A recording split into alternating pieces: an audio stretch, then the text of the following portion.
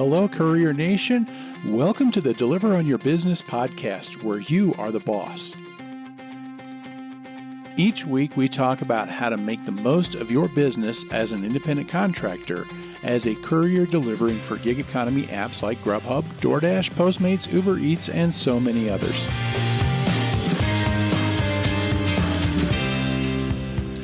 Well, hey, Courier Nation, welcome back for another week on the Deliver on Your Business podcast. And it is good to have you back, and it is great to be back. And I'm looking forward to another week here on the podcast.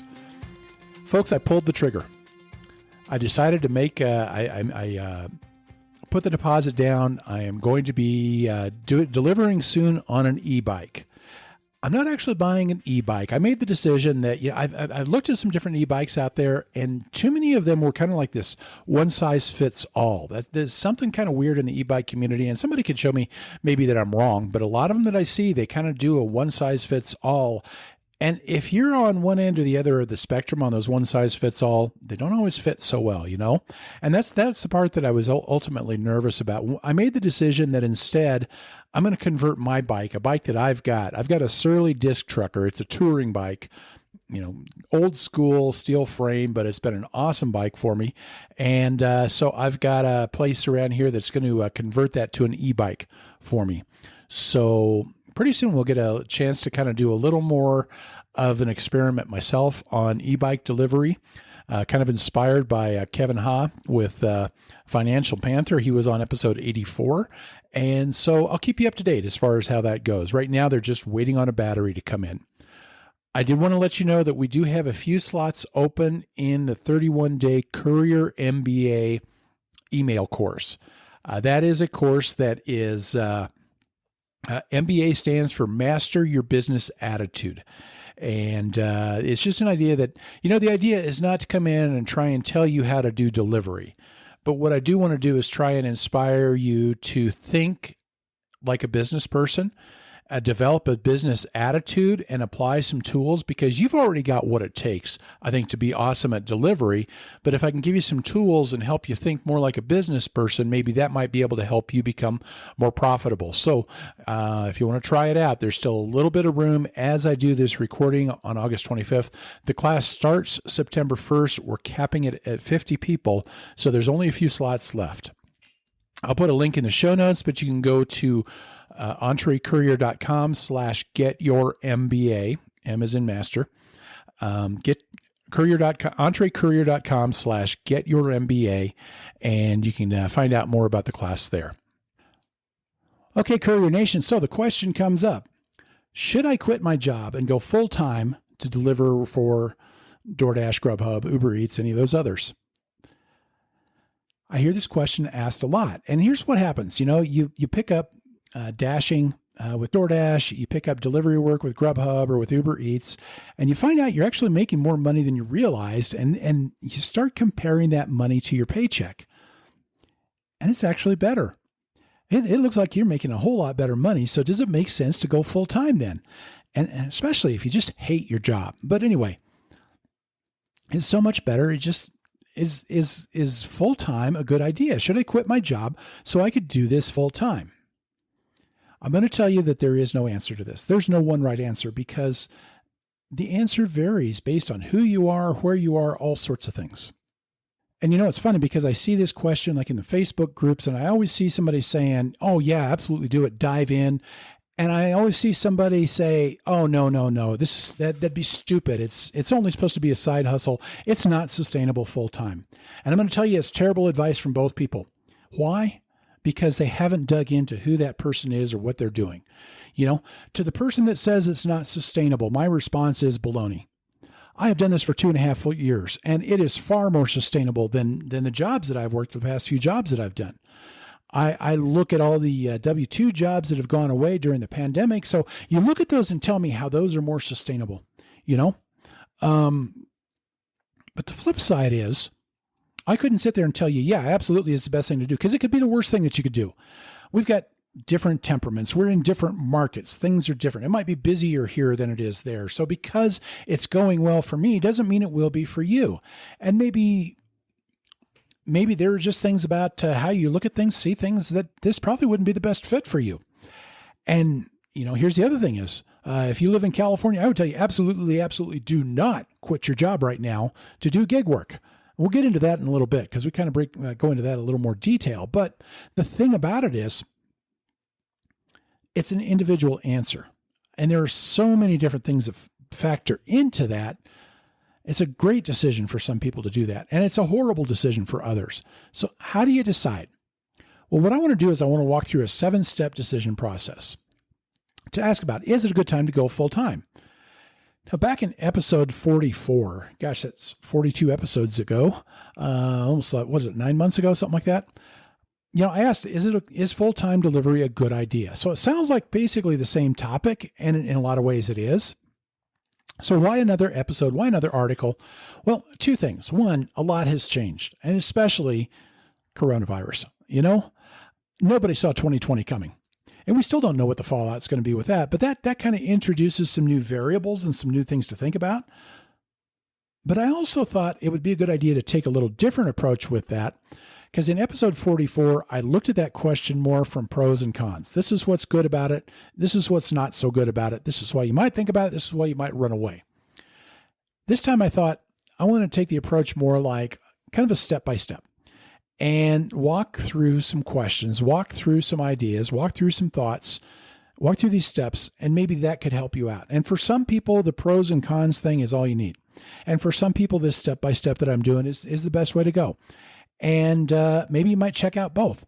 And if you find one more helpful than the other, I would love to hear from you. I really would. Send me an email at ron@entrecourier.com or go to the blog post that I put up that is kind of tied with this. It's pretty much about the same thing, almost word for word, but not quite. And you can go to that at entrecourier.com/86, and that'll get you to that. And you can leave something in the comments there. Maybe for you, it works better to just walk through these steps. Ask yourself the questions, do the research. And so let's walk through these steps here and see if maybe that helps you make that decision. Step 1 is you gotta build a business mindset. I can save you a ton of time and a lot of headaches right here. I can keep you from having to read any further, from having to listen to any further from this. You can shut this off right away. And that is, if you're thinking about this like a job, if you're thinking that, okay, this is a better paying job than what I'm doing currently, don't quit. There's your answer. End of the episode as far as you might be concerned there. If you're going to go into this with an employee mindset, this is not a good idea. It will be a total disaster. There are too many ways that you get in trouble with it. And this is why, because you're not an employee. And if you're going in thinking that you're an employee, you're going to be disappointed. You're going to be frustrated. You're going to be pissed. There are going to be all sorts of problems, because here's the deal. There are no protections. There's no safety net. Doordash, Grubhub, Uber Eats, Postmates, they don't care for you. They're not going to take care of you because they don't even care enough to make you an employee. And so there's no guarantees. And the bottom line is they don't owe you any guarantee because you signed up agreeing that you're not an employee. I hope you paid attention to that. The only way to succeed at this is you go into it fully aware that you are running a business. I'm going to repeat that phrase a lot today. You are running a business. You've got to treat this like a business. You've got to think like a business owner. You've got to develop a business mindset. And if you think you're getting a better paying job, it's not going to happen, mainly because you're not getting a job. And so you've got to understand this here. Independent contractor means you are running a business. No safety net, no guarantee. Those are all things that I've already said just moments ago, but I'm repeating myself intentionally because this is just so important that you understand that. And if you want to make a go of this, you've got to approach this with an entrepreneurial mindset, with a business owner's mindset. You've got to be okay with the fact that these gig companies owe you nothing. They don't owe you a penny. There's no guarantee, and you've got to be okay with that. The people that you deliver to owe you nothing. You have nothing that is owed to you other than what has been promised on an individual delivery offer. That's how this gig thing works. That's what you agreed to. And you can't sign up for this and then say, okay, I changed my mind. I want it to be something else. You agreed to this. But here's the beauty of it all. It's not just that you can't have it. It's that you get to take control. Here's the thing. You want to develop a mindset that says everything is my fault. Because see, once I say everything is my fault, I grasp the fact that it's all up to me. And when things change, even things outside of my control, it's within my power to pivot. It's within my power to do something different. And when you decide that everything is your fault, that's the moment you get to take control. And that's the moment you get to flourish. Now, in the introduction to this episode, I talked about the 31-day Courier MBA email course that's starting on September 1st. And I really encourage you to go check that out and see if there's still a place for you in that. It starts on September 1st of 2020. MBA stands for Master Your Business Attitude. If you can't get into the course, then at least go check out episodes 1 to 31. They're kind of what the whole thing is patterned after. They're all focused on that same concept. The whole idea is, and really it's what this website and the podcast are all about, is this idea that you need to think and act like a business owner. The name Entre Courier comes from entree, which means entrepreneur. And technically, here's the deal. You are a business owner. From a tax standpoint, from a legal standpoint, all of that, as an independent contractor, you are a business owner. Well, why do you want to make it just a technicality? Why not just grasp that and take control by doing that? The thing is Grubhub, Doordash, Uber Eats, what they're trying to do is they're dodging responsibilities by calling us contractors. But when they do that too, they open the door to freedoms. They open the door to a lot of rights, and they open the door to opportunities. And if you grasp those opportunities and embrace that role, I think that's your best bet to make a real good go of it. You get to be the boss. If you're going to go full-time, you've got to be willing to be the boss. Step 2, you want to understand the bigger picture. And ultimately, it comes down to, you got to ask yourself, why do you want to do this? Is there anything beyond just making a switch to something that's going to pay better?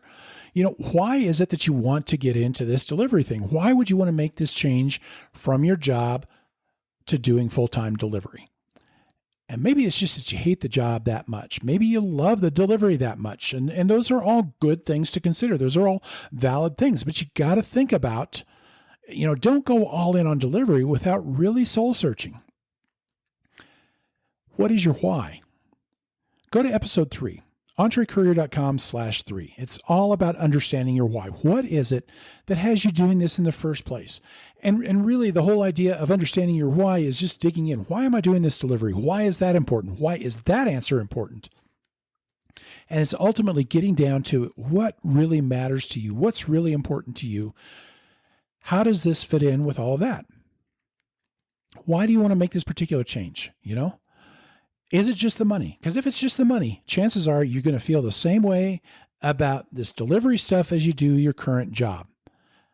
This might not be the best step if it's just simply, okay, this pays better, maybe I'm going to do this. Because you know what? Something changed with the current job. I'm pretty sure that probably when you started the current job, there was something exciting about it. There was something you were looking forward to. It was going to be a good move for you, right? And now you want to get away from that. Well,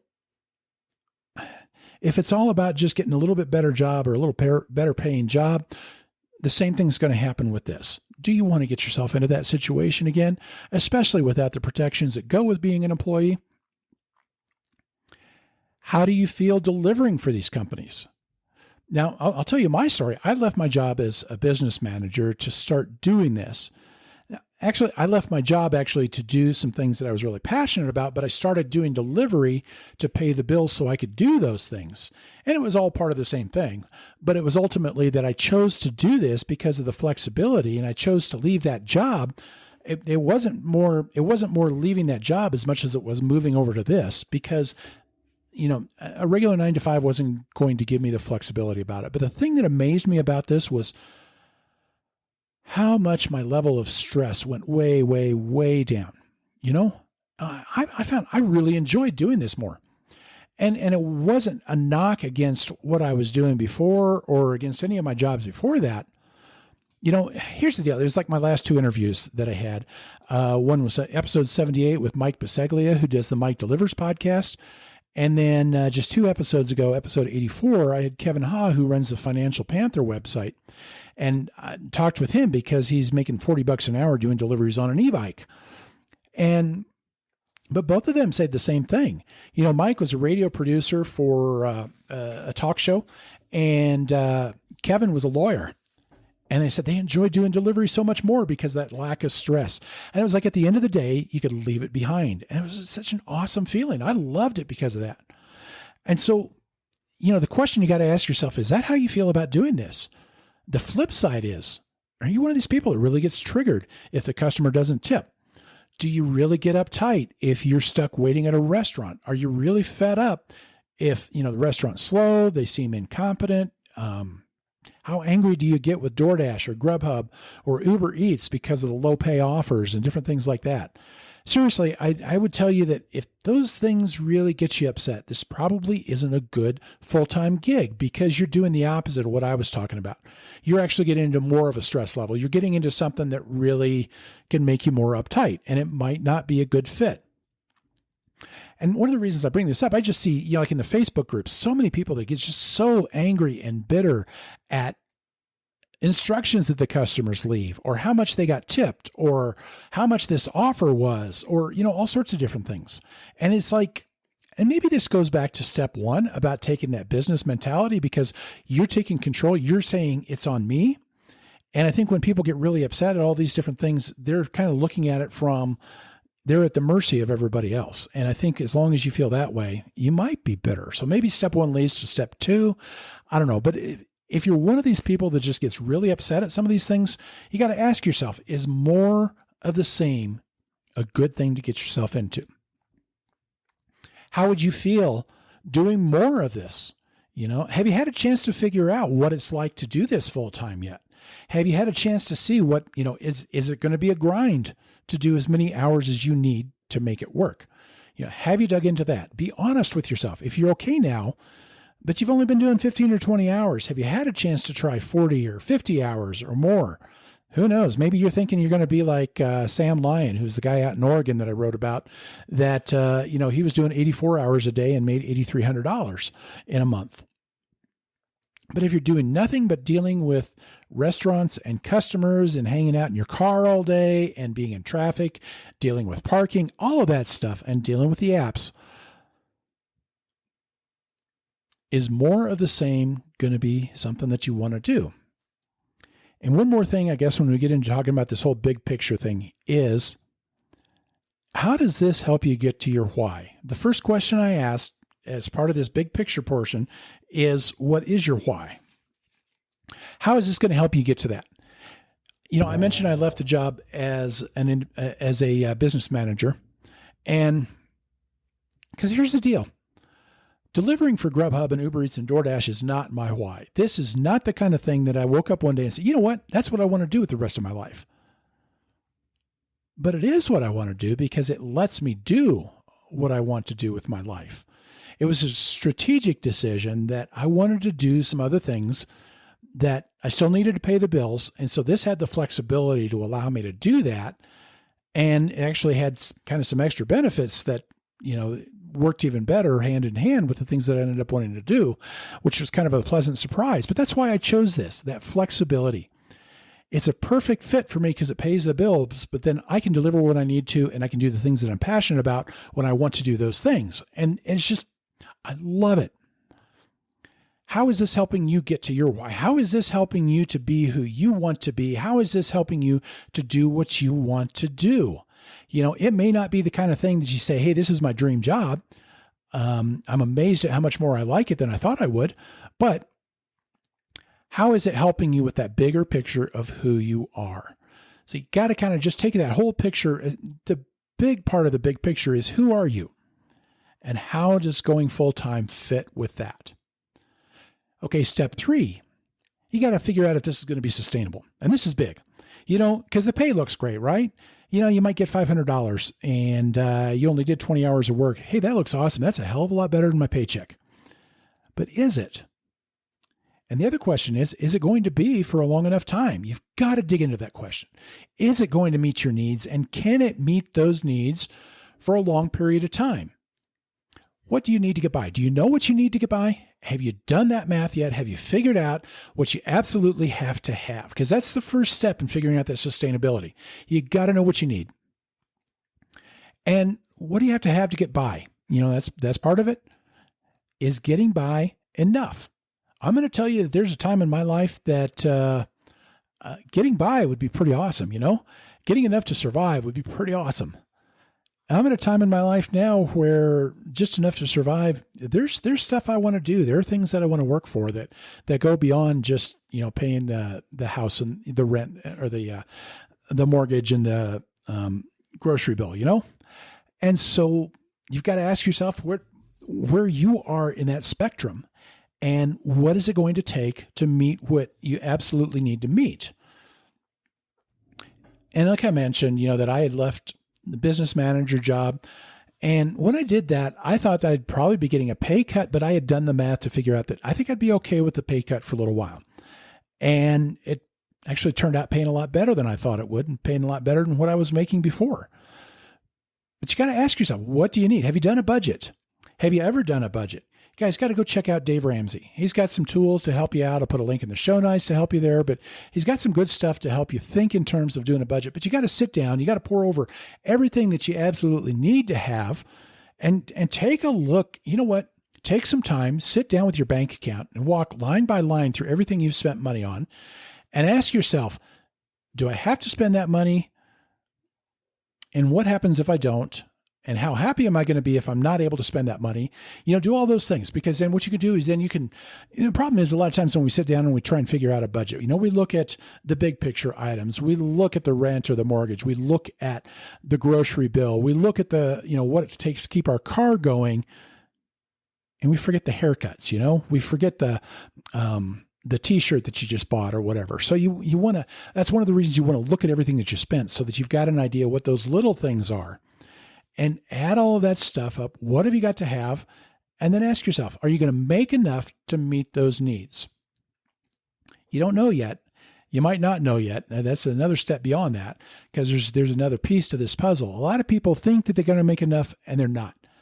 And so that's important to know too. You got to know what you're really making. Chances are it's not as much as you think. And big case in point is your car. Your car costs more than just gas. Go to episode 17 or entrecourier.com/17. Your car costs more than just gas. And that might not matter as much to you as a side hustle if you're doing 15 or 20 hours or whatever. But when it's your total livelihood, when it's all the money that you're making, you're going to wear that puppy out. You drive so many miles that you're going to wear that puppy out. You're going to destroy the value of it. You're going to have to do repairs more often. You're going to have to get tires more often, all sorts of things that you don't think about them because they're not coming out of your pocket right away. And I use this term a lot, that your car is a credit card on wheels, because every mile is driving up some cost that you're going to pay down the road. Be aware of what it actually costs. And that's why I say go to episode 17, because that will go into a little more detail about that. But also pay attention to what the benefits are that you're leaving. What is it that you're leaving from your job? You might have, healthcare. You might have 401k, and what happens if you have to leave that behind? And, I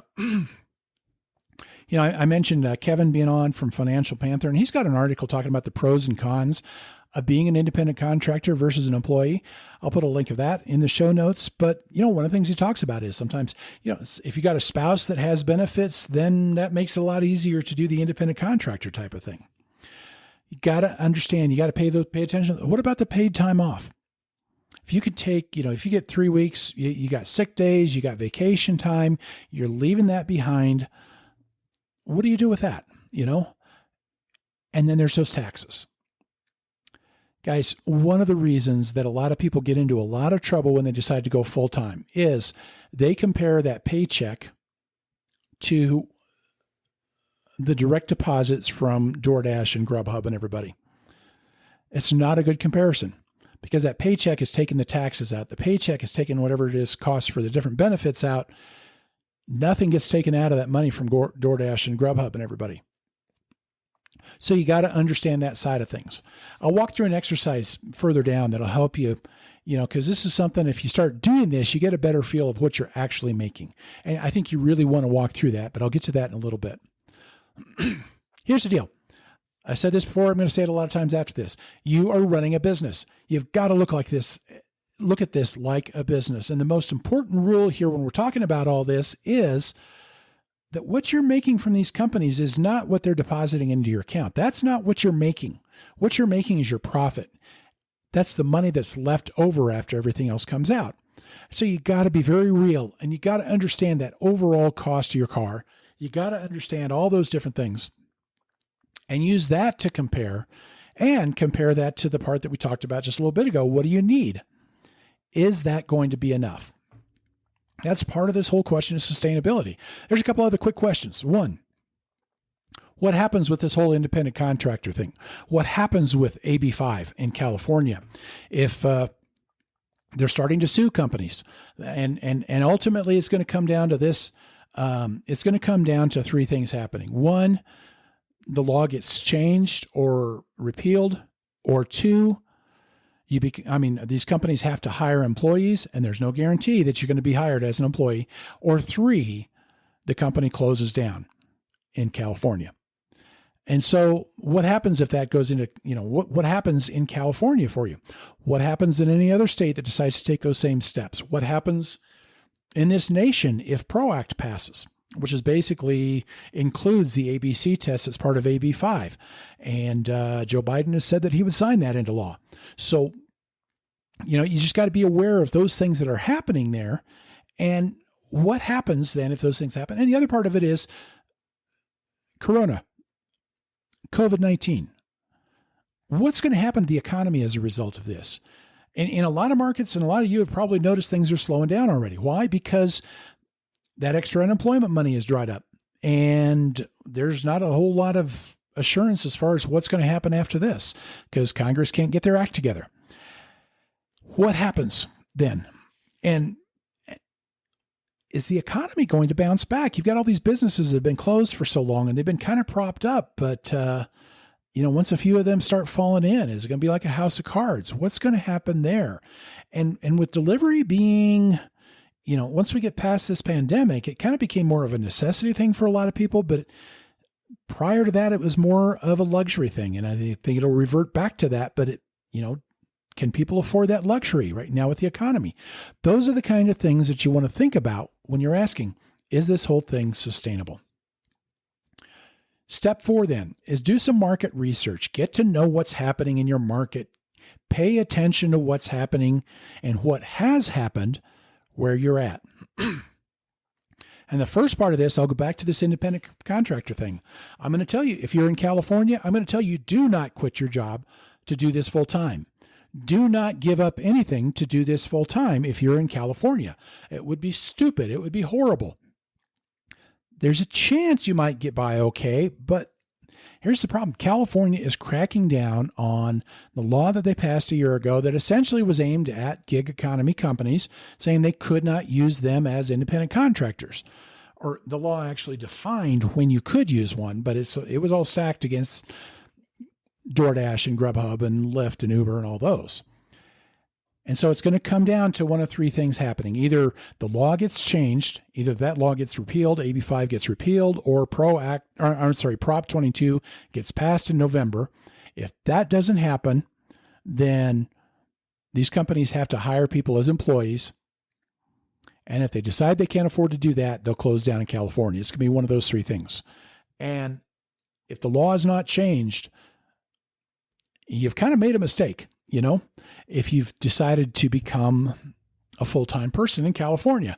So don't quit your job if you're in California. Don't quit your job if you're in any state that might very soon crack down and do the same types of things. And I'm looking at, New Jersey and New York are two places that those are ones that have done a lot of signaling that they're ready to start cracking down on this whole concept. New York already had a their state Supreme Court or their Court of Appeals. So their highest court has already ruled that a Postmates driver was an employee. There is no room for appeal on that. That's the highest court in the state. There is no room for appeal. What's New York going to do with that? They haven't had time to bother with it right now, but eventually they're going to. And, could that turn into another AB5 type of thing there? The reason why nothing is shut down in California is they can still appeal. They're going through appeals processes. So, but in New York, there's not room for that. Now, it touches only in one area, but it's a level of decision. I'm still amazed that it was so under the radar that they made that ruling, that people didn't pay more attention, because it's at that level of a decision that it could have a lot of repercussions down the line. There are a number of states are talking about they want to do more with that. What about your state? Is your state one of those that'll do it? Now, if you're in a, more of a Democrat, or if you're in a heavily Democrat state, there's a greater chance that they're going to try and cut off the ability to be an independent contractor. That's just the nature of things. That's not trying to make a judgment, Republican versus Democrat. That's just how it looks that's just how it is, because the Democrats tend to say you need protections. The Republicans tend to be more like, open market, free market. They tend to be less control. If you're in a Republican state, you're probably a little safer from that type of thing. Pay attention, though, to that. Pay attention to what your state is doing or isn't doing. What about other revenue streams in your market? Let me ask you this. Are you just DoorDash? Are you only Grubhub? Are you only Postmates or any of those companies? If you're doing that, if you're only on one, do not go full-time and stay that way. Here's that mantra. You're running a business. It is never a good idea to have only one customer, and that's basically what you're doing. If you're only doing DoorDash and you're going to go full-time, you're leaving yourself vulnerable, because if something happens with that relationship with DoorDash, you're screwed. So you want to be taking a look at what else is out there and how well are they doing. Find out from other people how well they're doing. Get onto as many apps as you can is my advice, and find out the ones that work well for your style and have a backup, because if the app crashes, which happens all the time on DoorDash, what happens now? When you're part-time, because you've got a full-time job, that doesn't hit you as hard.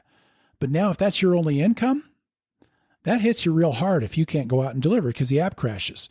But if you can get on with Uber Eats or Grubhub, when that happens, now you're protected. You see what I'm saying there? So where can you go and what can you do when something goes bad? What happens if a customer lies? You know that there are customers out there that are saying, I didn't get my food, and they're doing it to get their food for free. That way they can get a refund. Well, drivers are getting deactivated. They're getting fired because of that. And if you're one of those people that's unfortunate enough for DoorDash or Grubhub to believe the customer instead of you, even though you delivered the food, now all of a sudden you can't deliver for them. Now what do? You've left your job. So you want to make sure that you've got other options out there. And again, that happens. And if you got another job or something like that, you're okay. But now when this is your only livelihood, you've got to have multiple streams of income. And the last thing you want to do is know what's it like in your market? When is it busy? When is it slow? What has it been like? I'm amazed how many people are freaking out because Grubhub has dropped their minimum to $7 in their market. You guys never, those of you that are freaking out about that, you were not delivering, I know, before the pandemic because it was $3 or $3.50 was the minimum.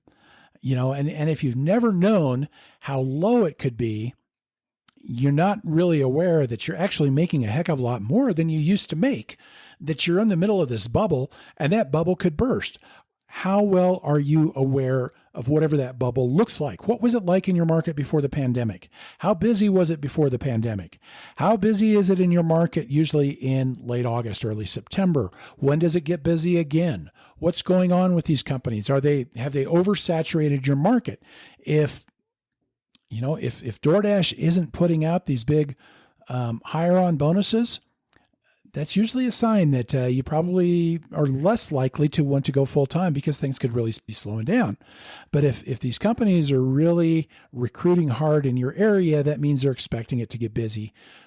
So pay attention to what's going on in your market. Do that market research. Step 5, get yourself ready. Let me put it this way. Don't quit your job. That's not a final answer. It's more like don't quit your job yet. Yet is the key word. We've gotten this far now. And generally what I'm going to tell people is, now that you kind of know what you want to do, it's still not time to quit your job unless you're absolutely ready. Now's the time to start getting ready. My friends, if you're really thinking about doing this change, if you're really thinking of quitting your day job or your night job, whatever job, and trying to do this full time, I really recommend you check out a book by John Acuff, A-C-U-F-F. The book is called Quitter. and I'll have a link in the show notes. I am an Amazon affiliate, so I get a little bit of commission. It's a very small commission if you buy something through that. But John, I think the link that I put is like to the Kindle, or to the Audible version, which is, if you're doing deliveries, man, do Audible because you can learn so much in between all of your deliveries driving around. Anyway, John talks about doing this reverse Superman thing, is what he called it, reverse Superman. Here he's kind of building his dream business. He wanted to be like a motivational speaker, do a bunch of this stuff like that, but he had to do a regular job to pay the bills. But he was kind of building his dream business on the side while doing his regular job. But he said there was a while where he just kind of felt like he was doing a reverse Superman. It was kind of like he would coming back from being Superman, and he had to change out of Superman to go do his work. And it was kind of like, instead of ducking in the phone booth as Clark Kent to become Superman, he's ducking into the airport restroom stall as Superman so that he could become Clark Kent and go to work. And he said that was hard to do, but it was also the kind of thing that helped him be able to finally get things launched. And if you're ready to do this, I think you kind of want to maybe consider continuing to do the reverse Superman for a little while yet. It's okay to do that. Use some time, use what you're doing to get yourself ready so you can make the jump if you're not ready already. I'm going to walk through a couple things to do to ask you if you're ready. And, if you haven't done these things, do these things. If you are ready, then maybe you're ready to make the jump. But the first thing I would tell you to do, absolutely must do. If you're going to go into this full time, because of the fact that there's no protection, there's no safety net, you've got to build your own safety net. Build an emergency fund. Get some money set aside so that when things go bad, when things go wrong, you're covered. This is another thing that, Dave Ramsey, I talked about him with budgeting, but one of the things that he teaches people to do is the very first step to digging out of debt is not to throw a lot of money at the debt. The first step is actually to build up an emergency fund. He said, do whatever you can as quick as you can to build up about $1,000 in emergency fund before you pay a penny towards those debts. And the reason for that is that gives you the peace of mind so that if something happens, you're not sidetracked and you're not thrown off of the ability to pay off those debts later on down the line. And so here's the deal. Let's say you dive in full time today, okay? And tomorrow you test positive. You've quit your job. And tomorrow you test positive for COVID. And now you got to sit out for a couple weeks and there's no money coming in. Can you survive that time? If you can't survive that time, don't quit your job yet. And what I would tell you to do is go out and work extra. Do as much extra work as you can, throw in a lot of hours. And that's the beauty of doing this gig work is, you can do as little or as much as you want to do, and you don't have to ask permission to go throw in an extra 20 hours. Well, go do those 20 hours and, bring in $400, $500, $600, dive in, build that money up and save, and, maybe stick this out for a couple of months until you get to a point where you've got enough money to cover you for, I would say, at least 2 weeks if something happens. That's your emergency fund. That's something that just kind of holds you up. If, if you get sick or the car breaks down or whatever it is, make sure that you got something so that when you make that leap, you're okay if something happens right afterwards. Okay. Second thing I would really encourage you to do, you want to get a bank account, a different bank account. You are running a business. I should go back and count how many times I said that here today, but you are running a business. Act like it. When it comes to taxes, for record keeping, you just want to have a separate account for your business. You want to be able to say all your business stuff happened here, because if it ever comes to an audit, it just makes things a lot easier, a lot cleaner, and a lot less confusing. It helps in so many different things. You got a lot of people that when they were getting aid during the pandemic, it was easier to do so if everything was kept separate and if good records were kept, all of those different things. What you want to do is you create an account for your business. Now, it doesn't have to be necessarily a business account, but it's an account for your business at least. Like I've got a separate account for my business side. It's a personal account, but it's something that I keep separately. And the thing is your business expenses and your business income go into your business. Your personal expenses come out of your personal account. Now, once you've done this, then you're going to get into a process where you give yourself a paycheck.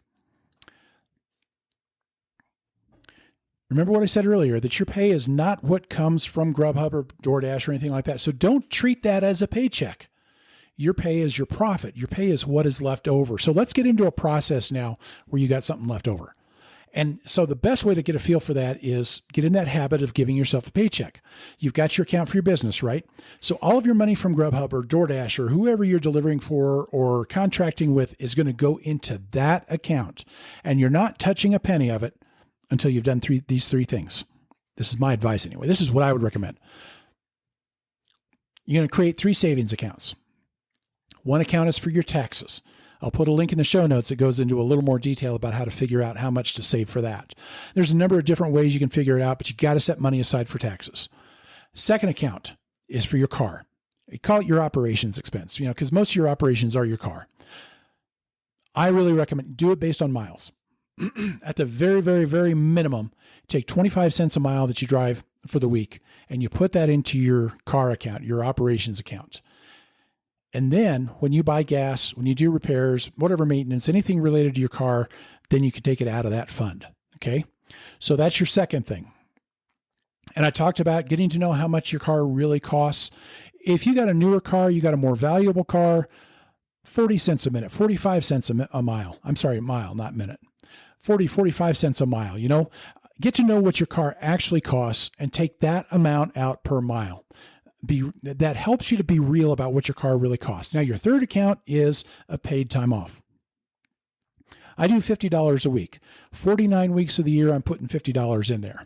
And 3 weeks of the year, I'm taking about $800 out. And that's so that I can take vacation, or when the pandemic hit and I took some time off there, I could take the money out of that, Why do you do this here? It gives you a better feeling for what you're really making. If you cannot afford to put that money aside, that's going to tell you you can't afford to do this full time. You're not making enough money.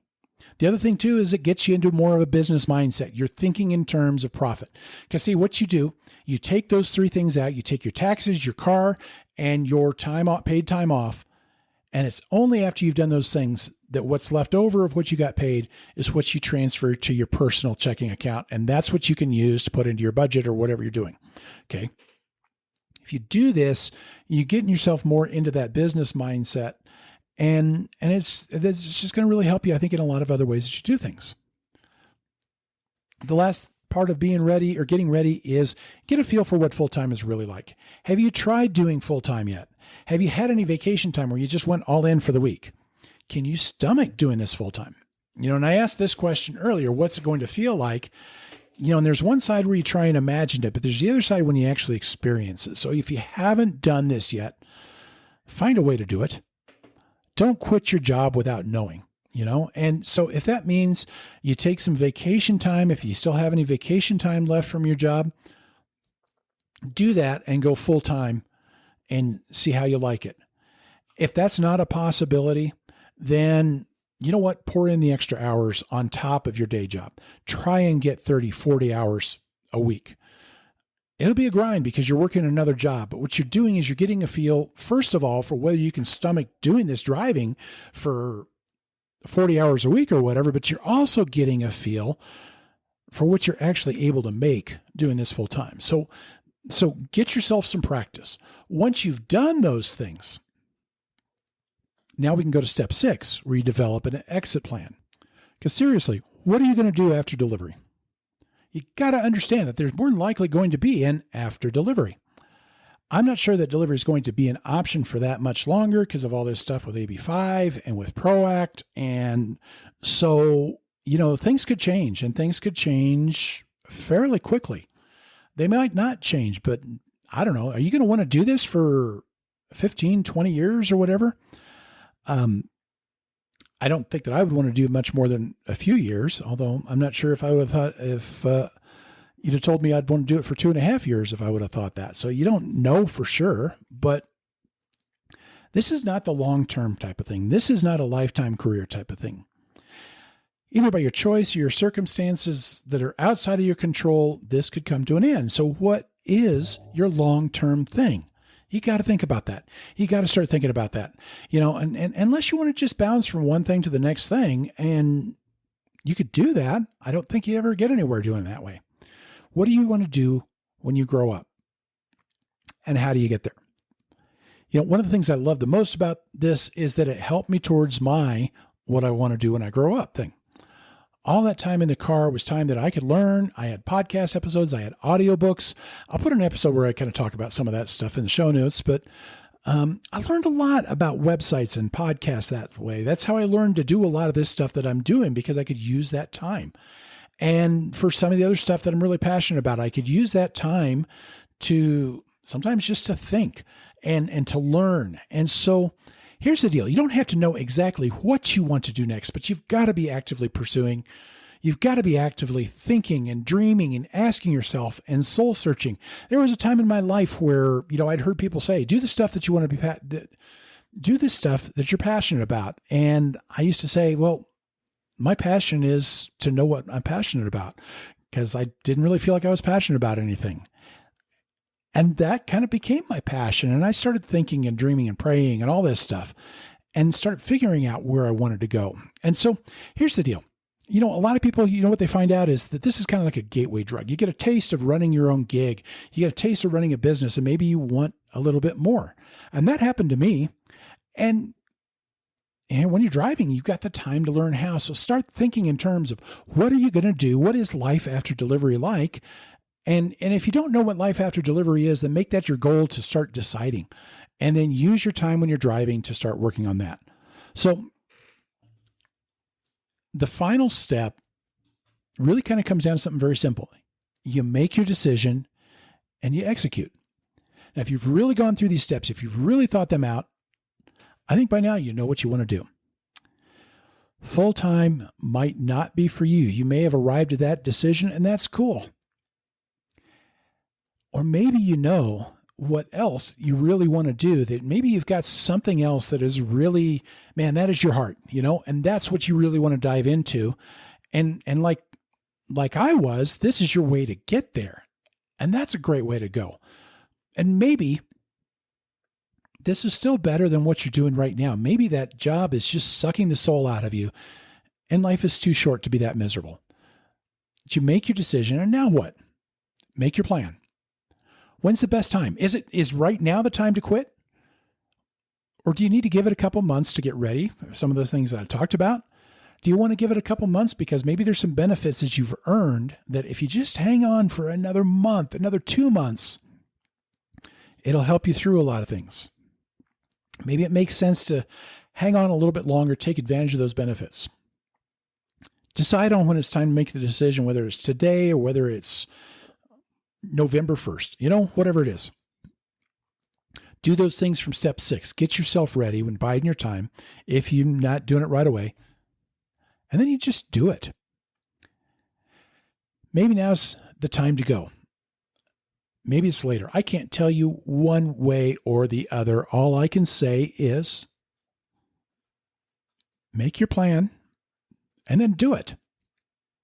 And it's all part of being the boss, folks. And that's the thing, as I'm wrapping up today. Guys, this is the thing I love about doing this for Uber Eats and Grubhub and Doordash is I get to be in control.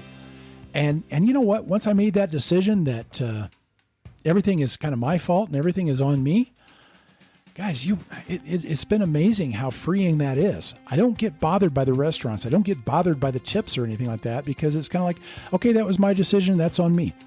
And the beautiful thing about it is I think once I got to that point too, I started making more money.